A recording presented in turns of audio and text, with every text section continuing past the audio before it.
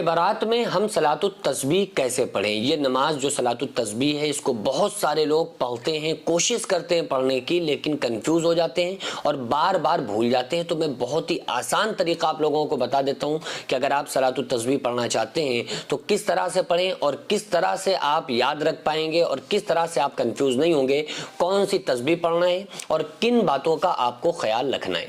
اس صلاۃ التسبیح کی، اس نماز کی بہت بڑی فضیلت حدیث پاک میں آئی ہے۔ آقا علیہ الصلوۃ والسلام نے حضرت عباس اپنے چچا کو یہ نماز سکھلائی اور آقا علیہ الصلوۃ والسلام نے ارشاد فرمایا کہ اے میرے چچا عباس، اس نماز کو دن بھر میں ایک مرتبہ آپ پڑھیں، یعنی صلاۃ التسبیح کو دن بھر میں ایک مرتبہ نہیں پڑھ سکتے تو ہفتے میں ایک بار پڑھیں، ہفتے میں بھی نہیں پڑھ سکتے تو پھر ایک مہینے میں پڑھیں، ایک مہینے میں بھی نہیں پڑھ سکتے تو ایک سال میں ایک مرتبہ اس کو پڑھیں، ایک سال میں بھی نہیں پڑھ سکتے تو زندگی میں ایک مرتبہ اس نماز کو ضرور پڑھیں۔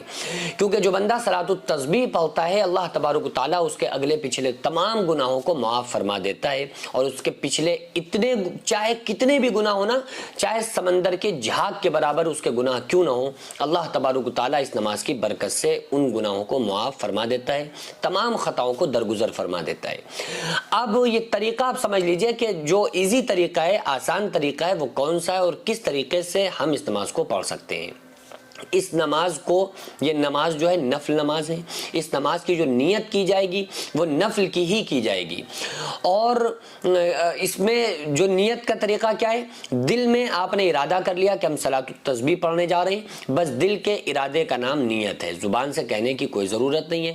اگر پھر بھی آپ کو لگ رہا ہے کہ آپ زبان سے نہیں کہیں گے تو آپ کی نماز نہیں ہوگی تو زبانی طور پہ کہہ لیں، نیت کرتا ہوں میں یا نیت کرتی ہوں میں، عورتیں کہیں گی 4 رکعت نماز صلاۃ التسبیح، منہ میرا کعبہ شریف کی طرف، واسطے اللہ تعالیٰ کہ اللہ اکبر کہہ کے نیت باندھ لیں، لیکن یہ زبان سے کہنا کوئی ضروری نہیں ہے اور نہ حدیث سے ثابت ہے، دل میں آپ نے ارادہ کر لیا بس کافی ہو گیا۔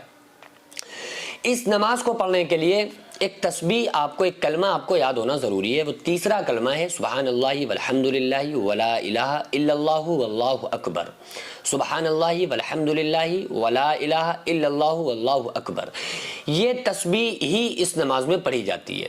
کہاں کہاں پڑھی جاتی ہے، کس کس طرح سے پڑھی جاتی ہے، اسٹیپ بائی اسٹیپ میں آپ کو سمجھا دیتا ہوں۔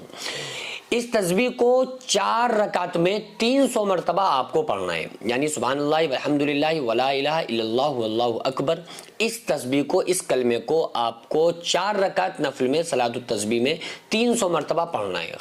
ایک رکعت میں 75 مرتبہ، ایک رکعت میں 75 مرتبہ پڑھیں گے تو 4 رکعت میں 300 مرتبہ یہ تسبیح ہو گئی۔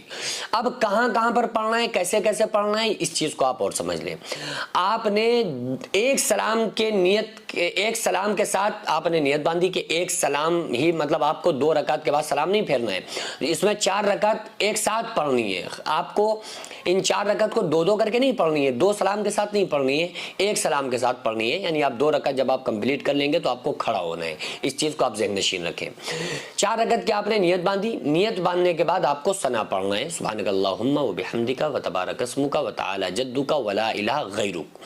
یہ پڑھنے کے بعد پھر ہم کیا پڑھتے ہیں، سورہ فاتحہ پڑھتے ہیں، پھر اس کے بعد سورت ملاتے ہیں۔ تو سورہ فاتحہ اور سورت نہیں ملائیں گے، بلکہ ثنا پڑھنے کے بعد سبحانک اللہم وبحمدک وتبارک اسمک وتعالی جدک ولا الہ غیرک، یہ پڑھنے کے بعد ہم کو 15 مرتبہ اس تسبیح کو پڑھنا ہے۔ کس کو، سبحان اللہ والحمد للہ ولا الہ الا اللہ واللہ اکبر، اس تسبیح کو پڑھنا ہے۔ اب یہ ہم انگلیوں پر اندازہ لگا سکتے ہیں، ٹھیک ہے، انگلیوں پر اس طرح سے اندازہ لگائیں تاکہ آپ کا زیادہ دماغ بھی ادھر خیال زیادہ نہ جائے، اتنا تو جائے گا ہی کہ آپ کو یہ محسوس ہو کہ 15 مرتبہ ہم نے پڑھ لیا، تو اندازہ اپنی انگلیوں کے پوروں پر یا انگلیوں پر لگا کر آپ 15 مرتبہ آپ کو یہ کلمہ پڑھنا ہے۔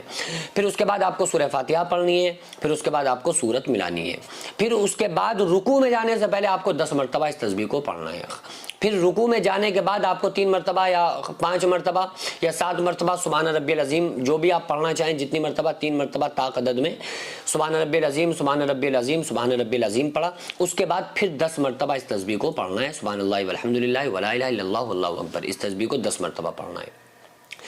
پھر آپ رکوع سے کھڑے ہو جائیں، سمع اللہ لمن حمیدہ کہہ کے پھر کھڑے ہو کر آپ کو 10 مرتبہ اس تسبیح کو پڑھنا ہے. پھر آپ سجدے میں جائیں, سجدے میں جا کر آپ 3 مرتبہ سبحان ربی الاعلیٰ پڑھیں. اس کے بعد سجدے میں ہی سبحان ربی الاعلیٰ پڑھنے کے بعد پھر آپ کو 10 مرتبہ اس تسبیح کو پڑھنا ہے. پھر آپ بیٹھ جائیں اللہ اکبر کہہ کے. تو دوسرے سجدے میں جانے سے پہلے, یعنی پہلا سجدہ کمپلیٹ ہو گیا, ہم بیٹھ گئے, اب دوسرے سجدے میں جانے والے ہیں, اس سے پہلے 10 مرتبہ بیٹھ کر اس تسبیح کو پڑھنا ہے. پھر سجدے میں جانا ہے, پھر اس کلمے کو سبحان ربی الاعلیٰ پڑھنا ہے, اس کے بعد پھر یہ 10 مرتبہ کلمہ پڑھنا ہے. اب یہ ایک رکعت میں 75 مرتبہ ہو گیا. ٹھیک ہے, کیونکہ پہلی جو ثنا کے بعد جو پڑھا جائے گا کلمہ وہ 15 مرتبہ, باقی سب میں 10 مرتبہ پڑھا جائے گا. تو 75 مرتبہ ہو گیا, ایک رکعت آپ نے کمپلیٹ کر لی. اسی طرح سے آپ کو دوسری رکعت کمپلیٹ کرنا ہے, اسی طرح سے 75 مرتبہ تیسری میں, اسی طرح سے چوتھی میں, اور چوتھی کے بعد آپ جب یہ سب پڑھ لیں اس کے بعد آپ تشہد پڑھیں, درود پاک پڑھیں, اس کے بعد دعائے معصورہ پڑھیں اللہم انی ظلمت نفسی, اور پوری نماز جیسے پڑھی جاتی ہے پڑھ کے آپ دونوں طرف سلام پھیر دیں. یہ آپ کی صلاۃ التسبیح کمپلیٹ ہو گئی, یہ نماز آپ کی مکمل ہو گئی. کیونکہ بس آپ کو یہ دھیان میں رکھنا ہے کہ اس کلمے کو سبحان اللہ والحمدللہ ولا الہ الا اللہ واللہ اکبر کو آپ کو پڑھنا ہے. صرف فرسٹ مرتبہ جو آپ پڑھیں گے ہر رکعت میں آپ جب دوسری رکعت کے لیے آپ کھڑے ہوں گے تو اس کے بعد کھڑے ہونے کے بعد پہلے آپ کو یہ 15 مرتبہ پڑھنی ہے.